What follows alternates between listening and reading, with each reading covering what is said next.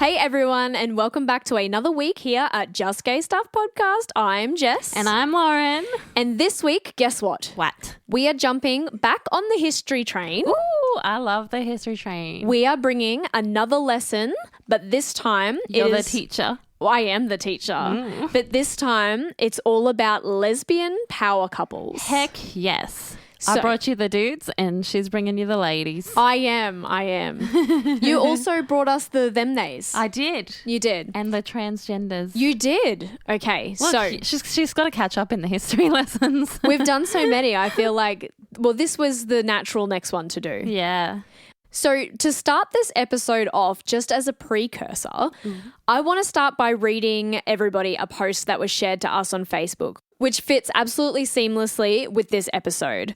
So this post is credited to the Facebook page Historical and Archaeological. And for everyone who isn't watching the video, because I'll put the picture up. Yeah. Lauren, do you want to describe the picture that we're looking at? Yeah, it's a black and white 4-picture post. So you know when you see like the 4 photos side by side on a Facebook post of people uploading that? And so it's obviously of 2 women. I'm not sure when it was, like 1800s or something like that. I'm sure we'll get into that are clearly in a relationship, and it shows them kissing and hugging and being quite close. So you're like, oh, they're clearly lesbians. So 1800s is close. Oh, was it wrong? But actually, this picture is said to be some of the first ever lesbian self-portraits that were taken via a photo booth in 1910. They had a photo booth in 1910? They did. Oh my gosh. So this is what the post reads, which is going to be the perfect beginning to this episode. Photo booths were how most of the earliest forms of queer visual documentation started.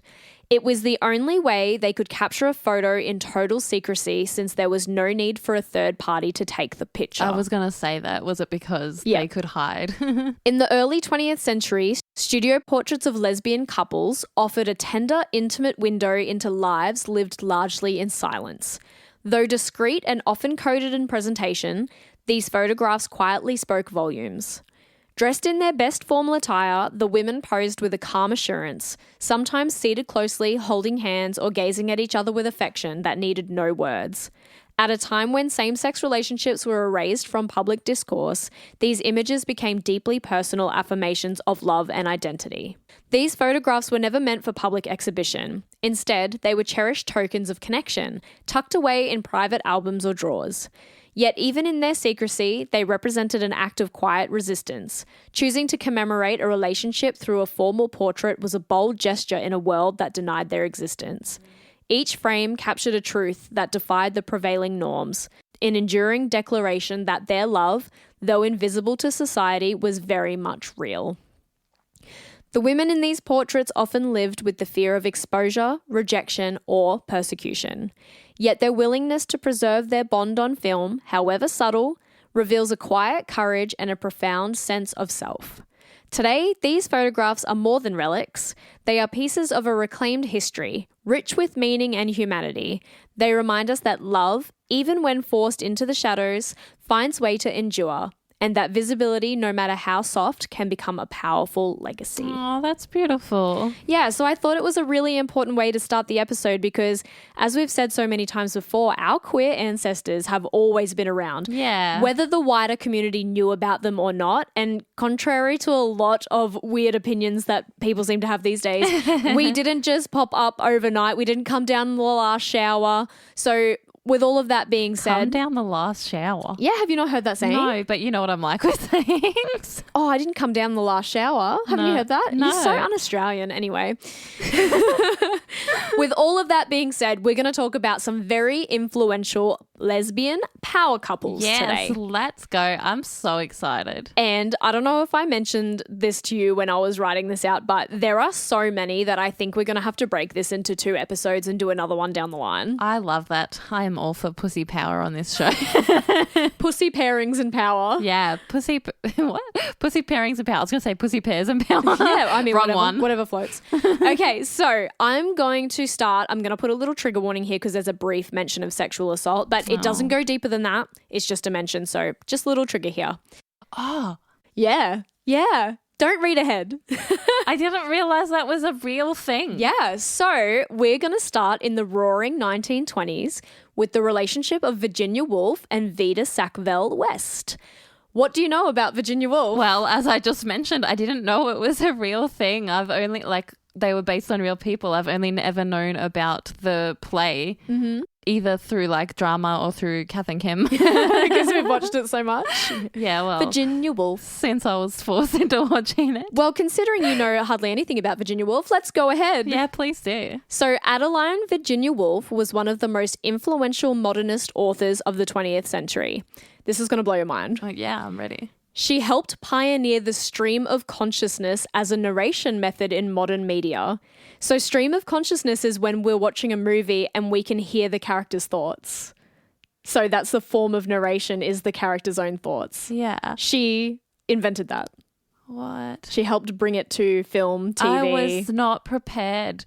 You weren't prepared to learn. For everyone who just heard silence for 2 seconds. Lauren was like, that was, and if you're not watching the video, yeah, my brain was literally exploding, as Jess said, and I was not ready. I just had my jaw dropped. I couldn't compute what was going on. A lot of the people that we're going to talk about in this episode, a lot of the lesbians we're going to talk about in this episode are actually really, really important people for the modern world. Isn't it funny? It's always women and you never realise. Don't worry, I touch on that too. Oh, okay. So in 1912, oh, fuck. Virginia married Leonard Woolf, and together they started the Hogarth Press, a company which went on to publish a lot of Virginia's work. Do you know the Hogarth Press? Yeah, I do, but I didn't. That's because you're a nerd. Yeah. So in the 1920s, Virginia met Vida Sackville West at a dinner party where Virginia offered to publish a book that Vida and her husband had been working on. Ooh. And they'd been working on this book for years at a time and had no interest. Scandalous. They went to a dinner party, met Virginia Woolf, and all of a sudden... It's all about who you know. Exactly. Networking, baby, even from the 1920s. Oh, even before that. It's all about who you know. Over the course of the time that they worked together, they bonded over both having absent parents throughout their childhood, and after relating to each other on an emotional level, they became confidants and lovers over a 10-year period. That's a long time. Yep. Woolf openly suffered sexually due to experiencing abuse at the hands of her stepbrother, and said that being involved with Vida gave her the most satisfaction sexually. Yeah. Vida also inspired a gender-shifting protagonist in Woolf's novel called Orlando, a biography.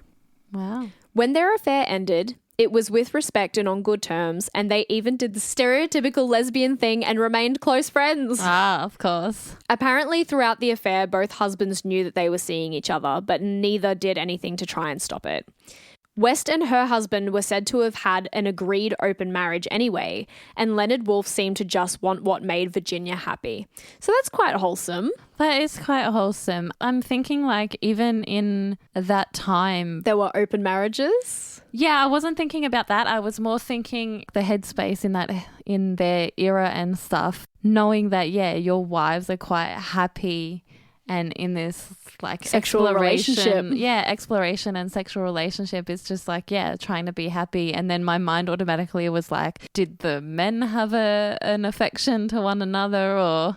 I didn't find anything, know. But yeah, you don't know. I mean, Vida and her husband were in an open marriage anyway. I think even back then, you often see in film and television, if you've watched a lot of older stage stuff, or even we've spoken about it where, men had to play women, then there was often affairs and stuff that happened throughout then, and a lot of fluidity was going on. That's why it blows my mind that people are like, oh, it didn't happen in my day. Well, actually, it really did. It's been around you the whole time, bro. But I felt like this story was quite a wholesome story. Yeah, that was cute. my mind is still blown from one that I clearly didn't pay that much attention in literature, even though that's That's a subject you took? That's my major, for not knowing that Virginia Woolf was a real person, and that the whole story of Virginia Woolf was a real story. Mm-hmm. Yeah. You know in Kath and Kim where he's like, my name's Leonard Woolf and my wife's a lesbian. Yeah. Now I get it. But just touching on the historical side of this, we've always spoken about how history can be so dark. Yeah. I found this super wholesome, so not all history is horrible. No. I mean, I'm sure there were horrible aspects, but it's quite a wholesome story. Yeah, that one is wholesome. Yeah. Okay. The next fun couple were actually brought back to life in the show by HBO called Gentleman Jack. Did you ever watch it? I have not watched it, but I have heard of it. Yes. So, look, I'll just add it to our queer list of shows. Well, look, I started to watch it, but I also hate a period drama, so don't come for me.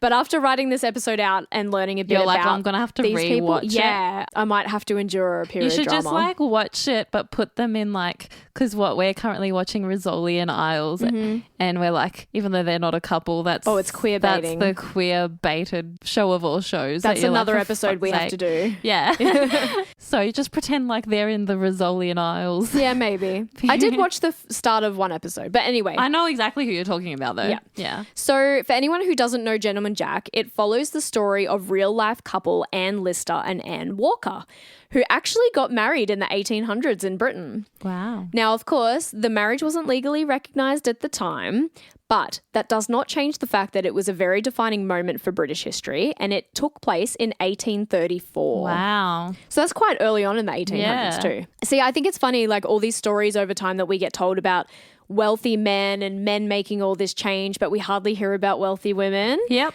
Especially in this time period. But in this story, Anne Lister was a very wealthy English landowner. Wow. And she had become famous because she travelled the world. In the 1820s, she met Anne Walker, a young 29-year-old heiress. So they're literally the hot, rich lesbian couple. Yeah.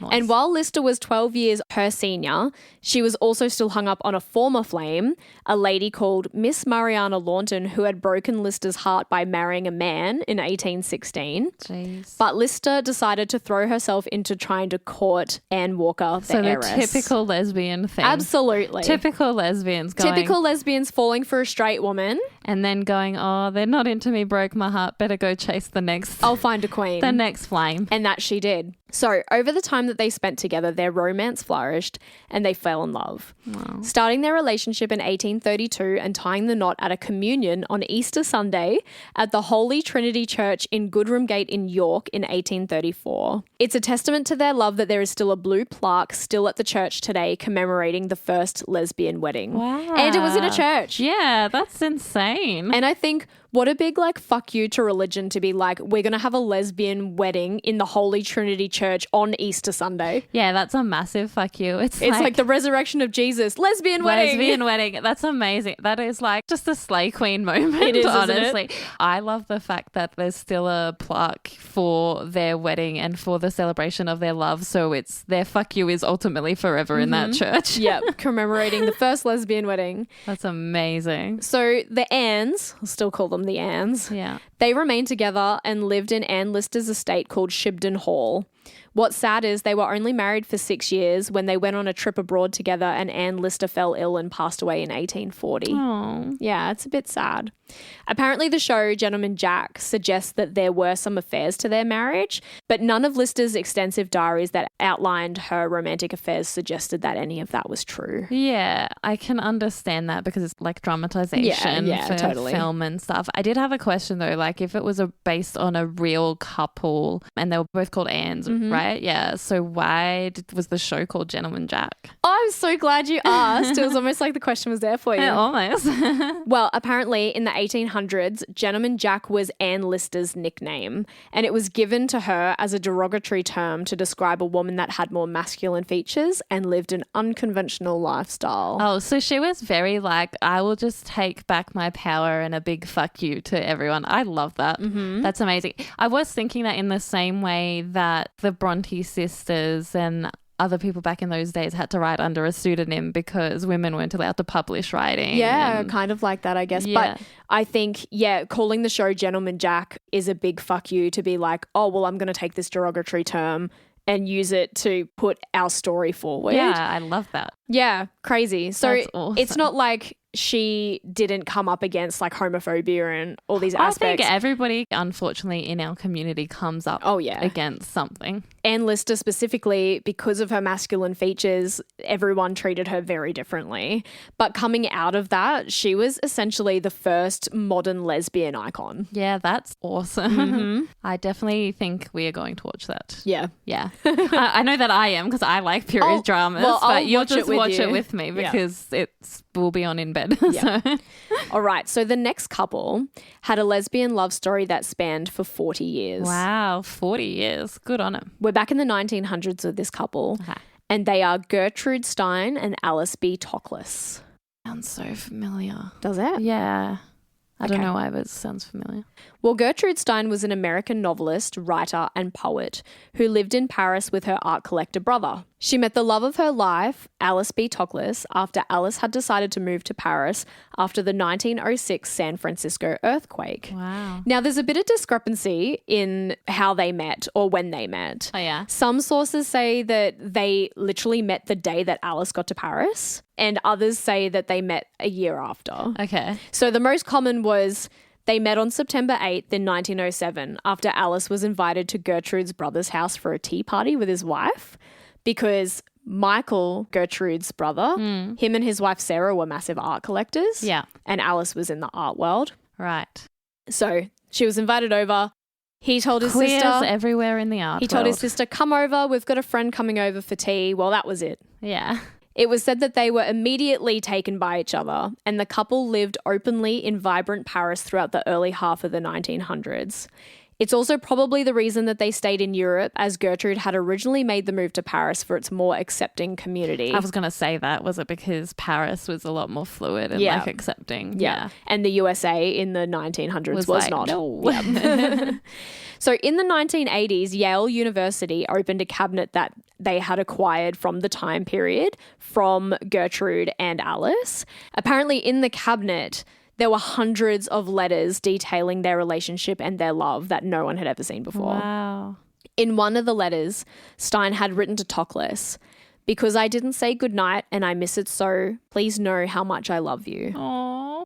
And there are bookstores named after the power couple. If you type in Gertrude and Alice into Google, it's like Gertrude and Alice bookstore. That's beautiful. Yeah, it's kind of like a testament to their love and the fact that they were, like, Gertrude was a literary giant, I suppose. And yeah, Alice was an art collector. So I love that.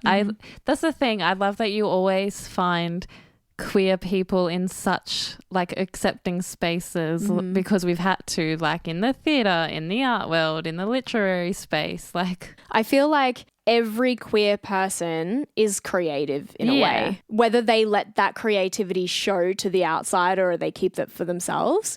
It's like just part of us. Yeah, exactly. Yeah. All right, so the next couple that we're going to jump into kind of touches on what you spoke about earlier, how some of our ancestral female creatives had to write under pseudonyms. Right. So you were absolutely bang on with that. And that is what happened with this next couple. Oh. So I guess their relationship has also been under debate for many, many years. Oh. So I'm not going to under debate as in were they a couple? Yeah. Oh, okay. So I'm not going to solidly say they were a lesbian power couple, but there is a lot of debate around it. Right. So we're talking about Edith Anna Somerville, and are you ready? Nah. Her second cousin, Violet Florence Martin. Oh, second cousin. I know. At least it wasn't her first cousin. Yeah, well, as we know, these kind of just removed family relationships were a lot more common throughout history.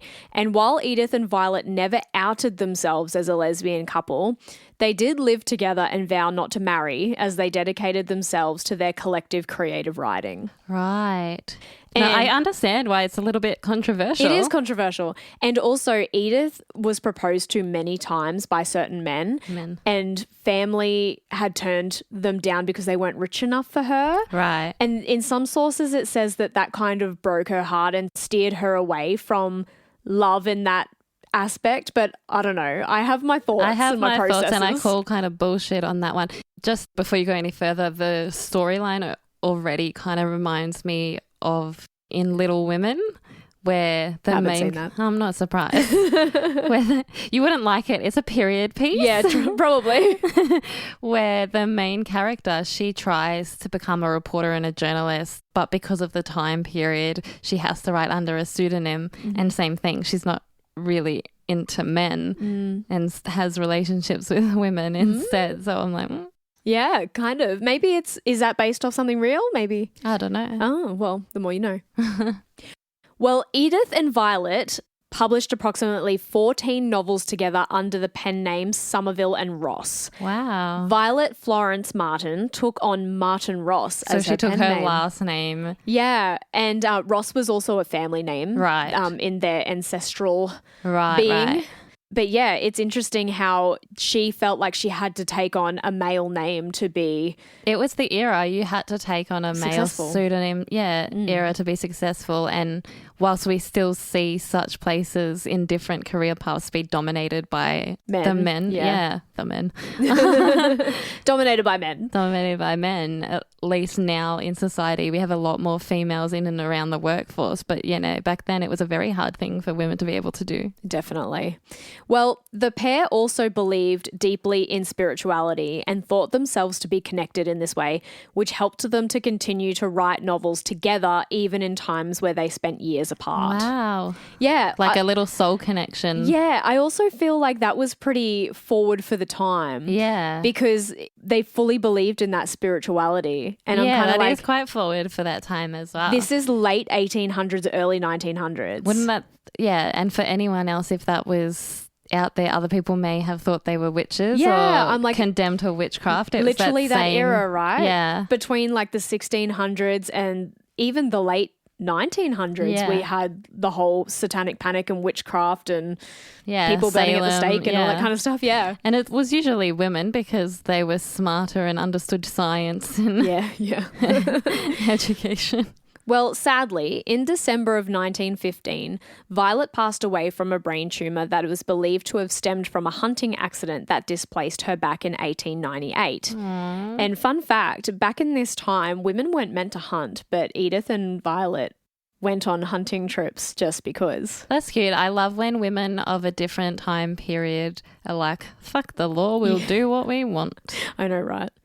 Well, after Violet died, Edith refused to believe that she could continue to write. But after holding a seance in 1916, after being asked to assist in contacting a particular colonel, a message was sent to her from Violet that said, "You and I have not finished our work." Wow. That's really cool. That's scary and cool at the same time. Witchy vibes. Yeah, witchy vibes. Very spiritual. Mm-hmm. So after receiving this message from beyond the grave, Edith went on to publish a further 15 novels under their shared pen name with Violet spiritually by her side. Aww. Together, they were considered to be some of the first New Age women to achieve success without a man. Go girlfriends. Go girlfriends. And as I said in the beginning, while their relationship has been highly debated over the course of history, some people believe their letters to each other hold a sexual passion, while others describe them as a familiar sisterly intimacy. I think there's a difference. You could tell. I need to read these letters to know. To know, but you usually can tell there's a difference between a sexual passion and a familiar sisterly intimacy. Well, I feel like there's two sides of the coin, right? Who's reading more into it? Are the straights being like, wow, they were just such good friends? Or are the gays being like, they lived their whole lives together and refused to marry, so one of us? Well, I think it's a little bit more than just that straight black and white. Black and white. Is it though? Well, we might have to find some of their letters. We'll have to do some. Yeah, I want to do some research and find some of their letters because I'm very intrigued by the rest of their story now. Well, before we move on from this couple, I think it's important to mention that arguably their most notable work was the Irish RM stories, which has been described as among the most popular and successful works of comic fiction to come out of Ireland. Oh, wait, so they were both Irish? Yeah. Wow. Mm-hmm. The stories were also adapted for British television under the same title of the Irish RM from 1983 to 1985. Wow, that's really cool. And when we look at some of their novels, it's like literally really nice little sketches with all these stories. It was really quite cool. And then if you think about the fact, I can understand why Edith didn't want to continue writing after, what was the other one's name? Violet. Violet. After Violet passed away. And I don't think that's I hate to tell you people, but I don't think that's a sisterly familiarity. I think that's from heartbreak. I mean, I would have heartbreak. You would have heartbreak. I would have heartbreak if my sister passed away, but a different kind. I think I would still use that in my passions for writing or whatever I was doing. I think she probably felt like they had achieved most of their success together. Yeah. So to try and achieve it alone might have fallen flat, and then there's that fear of failure as well. Violet just became her guardian angel. Yeah, well, literally. So going through a lot of these famous people throughout history, I really feel like on a grand scale, I know so little. So that's another reason why I love episodes like this, because I feel like I suddenly have more queer knowledge under my belt in case I ever need it for a debate. And lately you have been debating quite a lot. I have been debating on Facebook. I'm keyboard worrying all these homophobes away. Yeah, bye. Now, speaking of power couples. Yeah. This couple is the ultimate power couple. Oh. I feel it. Okay. It will blow your mind. Okay, wait, I need to get readjusted if I'm going to have my mind blown Like, for a we could second do time. a whole episode on this couple. Oh, okay. And actually, another queer podcast did, and I will put the show notes in. They did? Okay, I'm ready. Okay. So the next couple we're going to talk about are Ethel Collins Dunham and Martha May Elliott. And not related to Lena Dunham. I don't even know who Lena Dunham is. And you call yourself queer. Who's Lena Dunham? Is she the girl from The Girls? Don't you know the writer Lena Dunham? And then she's been in like all these comedy after. Where's my phone? Yeah, she's from that show The Girls. Probably. I just hold on 2 seconds. Oh, it is Girls. Yeah, you were right. Anyway, I have no idea. Well, she's American, so they could be related. I didn't look into it. I just was because she's also queer, so that's how I got to that. Oh, really? Yeah, it could be a generational thing. Okay. Anyways, back to Ethel that was and Martha. a sidetrack. Back to Ethel and Martha. So Ethel and Martha met while studying at Bryn Mawr College in Philadelphia in 1910. Mm-hmm. And after an instant connection, the women were inseparable for 60 years. Lesbians. Yeah. Well, that's the whole episode, Lauren. Come on. Yeah, I know. I know that, but I'm just like... You'll have that one person going, maybe they were just best friends, though. There's always one. So... Martha graduated from Bryn Mawr a year before Ethel, but waited for her so that they could both enroll into medical school together at Johns Hopkins in 1914. Okay, but is that not like the most cliche? I'll wait for you. That's not the most cliche lesbian thing to do. It's instead of I'll travel this many miles or kilometers or whatever. Oh, okay. So graduating high in her class, Martha was guaranteed her internship at Johns Hopkins Hospital, but turned it down when Ethel's application was rejected. Aww. She actually wrote a letter to her mother saying, I just feel sad because Ethel wasn't accepted like I was. Aww. Martha instead took an internship in Boston, becoming the first woman doctor there. Hell yeah, Martha. You go, girlfriend. Then, hilariously, throughout the war, there was a shortage of men for doctors' jobs, and so Johns Hopkins suddenly had room for Ethel to join as a pediatric intern. Oh, surprise. So now they wanted her because half the men were off in war. Yeah, well, get rid of the men anyway. I mean, I'm just kidding, not all men. The sad part was that this then separated them because Johns Hopkins was not in Boston. Yes. So it separated them for a year, and they both said even with visits, it felt impossible to be apart. Long distance is hard. Yeah. The hard time stayed with the next year, seeing them both change jobs and change hospitals again, but not to anywhere closer together. Ugh. In 1919, Martha was invited to be a first-year resident at Yale, and in 1920, Ethel joined her there as one of the first female instructors at Yale's School of Medicine, and they were finally reunited. Ooh, scandalous. Yeah. In 1922, the pair finally were able to move in together after their jobs had kept them living apart. So apparently where Martha was living in Yale, she had to live on campus and she wasn't allowed to actually live off campus. Yeah. So even though her and Ethel were close together, they still couldn't live in the same space, which is a bit sad. So she still had to wait until she moved up the ranks in her job and all that. I was also like student and teacher vibes. Calm down. No, neither are a student. Oh. They're both teachers. Oh, okay. That's okay. Yeah. Well, that's why I said scandalous, because I thought you meant like she was a first year resident and then Ethel joined her as an instructor. I was like, oh. No, but they're both on the same level playing field. That's okay then. Martha wrote about the excitement of moving in with Ethel in her letters to her mum often. In her letter about their house, she exclaimed how the house had 2 bedrooms, but that her and Ethel would be sharing one. Ah. I'm like, it is so scandalous for the time. Like, yeah, it is scandalous for the time. We're sharing a bed and it's the 20s. It's been said that because of their relationship... She saw more than her ankles. Yeah, she did. I think she saw under a whole nightgown. Ooh. Who knows, though? The lights might have been off. It's been said that because of their relationship, even though unconventional for the time, they were able to have the career trajectories that they did because they were 2 women. Yeah. Had they been in a heterosexual coupling, there would have been fears that society would have forced the women into homemaking roles. So the fact that they powered through their careers in full support of one another is a testament to a modern style relationship. Hell yeah, girlfriends. Yeah, because one really took care of pediatrics and one was taking care of like the social aspects that affects the health in babies. Yeah, wow. So it was a lot of research, a lot of like, think Meredith Grey. Oh yeah, no, I got you. Think Meredith Grey starting all the research she did in Grey's Anatomy after Derek died. Yeah, nah, I gotcha. Yeah. So both women, though wildly successful in their fields of pediatrics and social health in infants, weren't free from prejudices. Never are. They both faced some aggressive, sexist and homophobic comments, some calling them female incels that are clearly too refined to find a man. Wow. Okay, so this is really interesting because until we had recently watched Adolescence, thank you. I was like, what's that show called? Never heard incel before. I had never heard of the word incels before. Neither. And now I'm like, oh, okay, I understand this sentence, which is fucked, but I and I think maybe our now. listeners have heard more about the incel discussion than we have, but I was really taken aback by all of that. Me too. And I think, unfortunately, a lot of the younger generation and younger people who know a lot more about incels. I don't know. And I'm so out of the loop with that now. I feel like we're old. We've crossed the 30 threshold. Yeah. The same gentleman actually went on to say they need to call on a committee of mothers to show these women how to acquire a husband and have babies on their own. Oh my God, fuck off. Instead of working on everyone else's children, they need to acquire a husband and have kids of their own. Joke's on you. Women can have babies without you. Mm-hmm.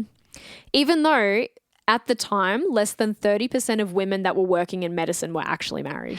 I think also a lot of comments come from obviously the societal norm, but also the jealousy of women being successful in a field that's usually dominated by them. Yeah, usually dominated by a man. Totally. So it's nowhere in anywhere, shape or form acceptable, but I understand where that person's thoughts or feelings may have come from to project their own. It's just jealousy. Shit. Yeah. So social judgments never stopped the couple. In 1957, Ethel Dunham was awarded the John Howland Award, which is the highest honor awarded by the American Pediatric Society, making her the first woman in history to win. That's incredible. Then her partner Martha May Elliott won it, making her the second. Holy crap. Solidifying their status as a power couple dedicated to their fields of medicine. Well, there you go. That's a big fuck you to everyone. Oh, yeah. They continued to live, thrive, and work together until Ethel's death in 1969. What a year to go out. Yeah. What a legend. What a lesbian year. What a lesbian year to go out, Ethel. Dinner for two. She was like, 69, peace. Love it. No, that was, my mind was blown. I'm like, in a different way of the gentleman Jack, fuck you. These women were like, well, fuck you, dudes. I can't even tell you how much I learnt about all of these amazing women in just writing out this episode, that like we just don't have time in an episode to write everything that needs to be written.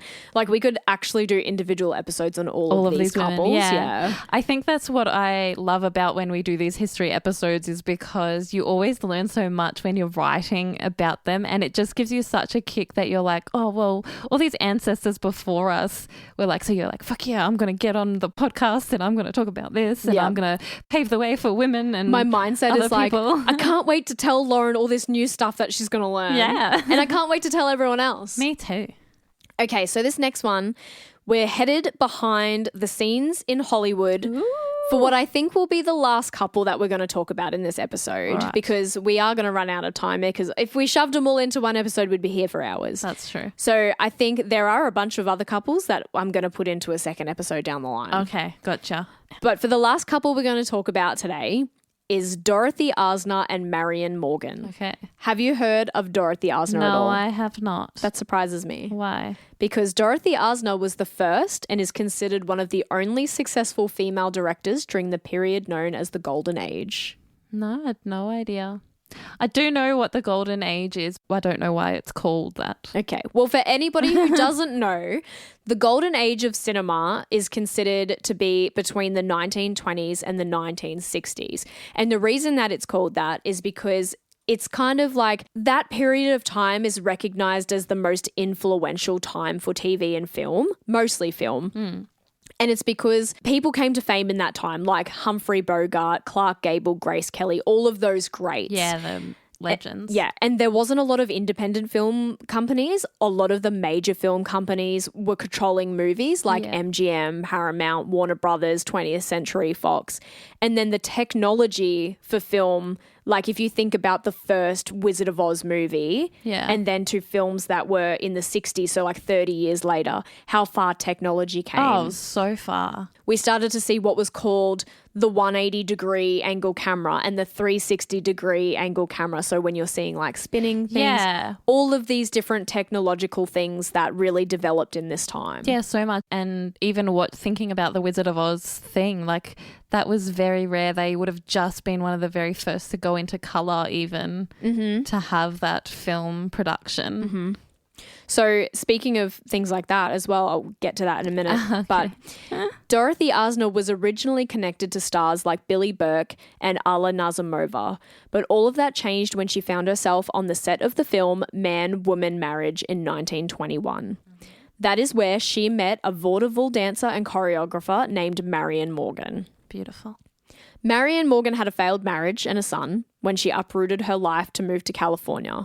And she took on a variety of jobs. She was even a PE teacher at a local school. What? Yeah. But then when she got into running dance troupes, she was known to be the strictest instructor of a dance troupe. Yeah. And she met Dorothy because she was the choreographer for the people in the film. Yeah. So when she met Dorothy, that unleashed a passion within her both romantically and professionally. Dorothy and Marion went on to partner in business and in personal life, and Asner went on to help launch the careers of further Golden Age stars like Katharine Hepburn and Lucille Ball. Wow. She directed films, commercials, and even training videos for the Women's Army Corps in World War II. And Marion was by her side doing a lot of the choreography for a lot of the films that so cool. Dorothy was a part of. Dorothy was also the first woman to join the Directors Guild of America and direct the first ever full-length movie with sound. Oh my gosh. The movie was called The Wild Party and was released in 1929. So before The Wizard of Oz. Yeah, wow. Crazy, right? That's insane. In 1930, the successful businesswomen commissioned famous architect W.C. Tanner to build them a Hollywood estate where they lived until Marion Morgan passed away in 1971. Their house was made a historical cultural monument in 1986 and will always be known as the Asa Morgan Residence, which they named Armour. I love that. Yeah. Crazy, right? Yeah. I just needed a moment to take that in. I had no idea, but that's so beautiful, especially because I love everything to do with the 1920s and I have a small 30s. Speculation about the name of their house. Yeah. I'm like, they named it Armour because they lived there together. And were they facing like a lot of prejudice because of the time that they were in? And that was their like home. It was their home. It was their safe space. It was their armour. Yeah, I totally got that from that straight away. Yeah. How much have you learnt tonight? I have learned so much, and I did not know that my brain was able to comprehend that tonight, considering such busy weeks. I know. So there are so many other lesbian couples in the fold that I do want to bring to light, and we probably did have time for one more, but I think we'll give our brains trust a rest. Yeah. And we'll leave everyone on that one because we don't want to overwhelm anyone with information. No, and I'm sure a lot of our listeners probably have people of their own that they know of. Yeah, so if you have a power lesbian couple that you want to send in, please write. Jess from Just Gay Stuff podcast. Maybe one day, depending on how this legacy lasts and holds up. Oh, I meant now. Oh, you meant now? Oh, yeah, okay. Well, I'll take it. All right, delirium is set in. Yeah. So until next week, you better remember to stay gay, motherfuckers. I'm talking about, you're talking about, we're talking about Just Gay Stuff. Thanks for joining us on another episode of Just Gay Stuff. Make sure to follow us at Just Gay Stuff Podcast on all your socials and write to us with your stories at justgaystuffpodcast@gmail.com.